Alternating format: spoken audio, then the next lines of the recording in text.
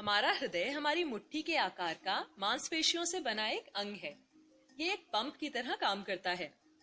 इस पंप से रक्त सारे शरीर में पहुंचता है और लौटकर वापस आता है। जाते समय ये ऑक्सीजन और अन्य पोषक तत्व लेकर जाता है और शरीर से वापस आते समय कार्बन डाइऑक्साइड लेकर वापस आता है।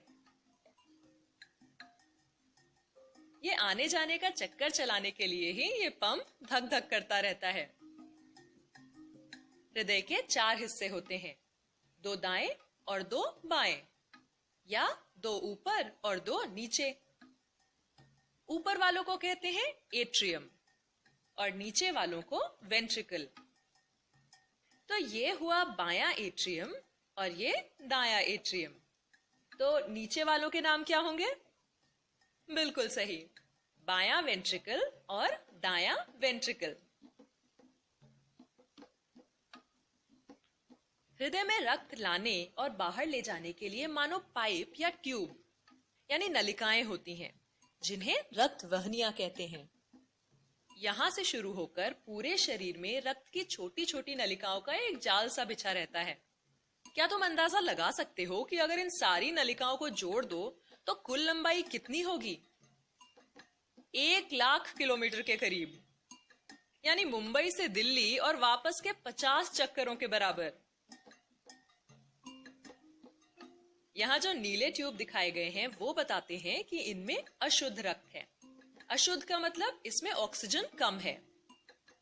और शरीर के ऊपरी हिस्से यानी सर और भुजाओं से रक्त यहाँ ऊपरी ट्यूब पर आता है और पेट, पांव इत्यादि निचले अंगों से इस निचली ट्यूब में आता है।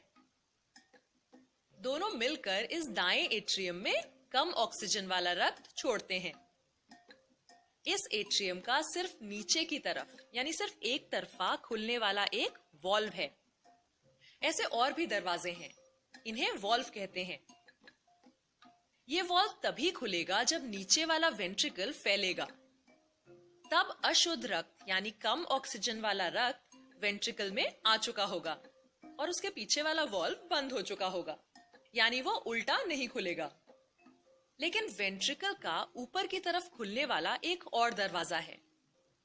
जब ये वेंट्रिकल सिकुड़ेंगे तब जैसे एक पाउच को दबाने से अंदर का द्रव या पेस्ट बाहर निकलता है, वैसे ही यहाँ रक्त इन बाईं और दाईं ओर से नीली ट्यूब से बाहर चला जाएगा।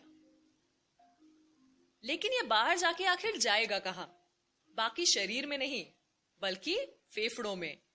एक नीली नलिका दाएं फेफड़े में रक्त ले जाएगी और दूसरी बाएं फेफड़े में। फेफड़ों में छोटी छोटी नलिकाएं होती हैं, जहां इस अशुद्ध रक्त की मुलाकात ऑक्सीजन से भरपूर हवा से होगी।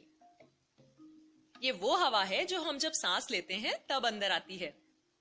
अब ये रक्त लाल हो जाएगा क्योंकि अब इसमें ऑक्सीजन आ चुका है।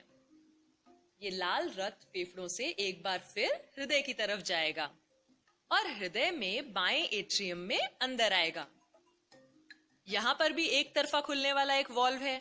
जब वेंट्रिकल फैलेगा तब यह शुद्ध लाल रक्त वेंट्रिकल में खींचा चला आएगा और जब वेंट्रिकल सिकुड़ेगा तब यह ऊपर खुलने वाले वॉल्व से बाहर सिर, भुजाओं के लिए, पेट और पैरों की तरफ जाएगा।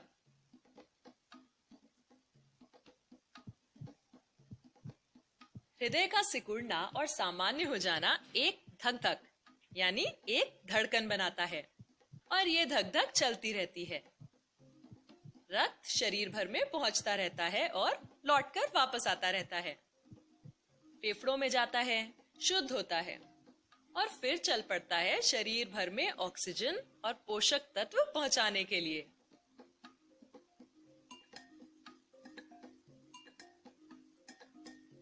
शरीर से वापस आता है कार्बन डाइऑक्साइड लेकर, जिसे छोड़ देता है फेफड़ों में। तो ये थी कहानी हमारे रक्त परिसंचरण तंत्र की।